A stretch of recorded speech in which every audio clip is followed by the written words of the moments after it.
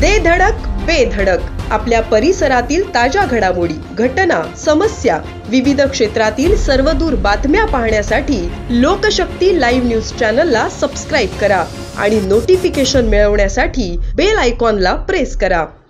बदलापूर अत्याचार प्रकरणातील आरोपी अक्षय शिंदेच्या एन्काउंटर प्रकरणात पोलिसांच्या भूमिकेवर संशय व्यक्त केला जात आहे। बदलापूर प्रकरणातील खरे आरोपी समोर येऊ नयेत म्हणून हा एन्काउंटर झाला आहे का, असा सवाल विरोधी पक्षातील नेत्यांनी केला आहे। दरम्यान पोलिसांनी यावर खुलासा करताना आरोपी विरोधात अजून एक गुन्हा दाखल होता।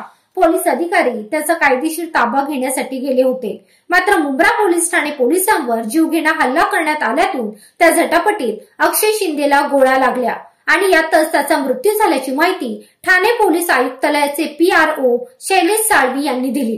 प्रकरण अजून तपासात आहे, त्यामुळे मी अजून माहिती देऊ शकत नाही, असंही त्यांनी म्हटलं आहे। या घटनेत पोलीस जखमी झाले आहेत। एका पोलिसांच्या पायाला गोळी लागली आहे, त्यांच्यावर उपचार सुरू आहे।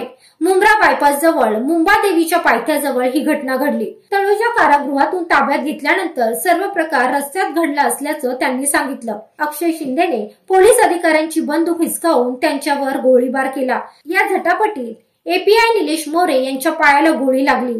पोलीस निरीक्षक संजय शिंदे यांनी अक्षयच्या दिशेने गोळीबार केला। यात अक्षयला 3 गोळ्या लागल्याने गंभीर जखमी झाला।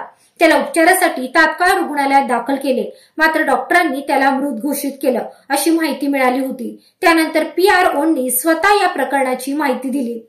लोकशक्ती लाईव्हसाठी न्यूज ब्युरो, बदलापूर।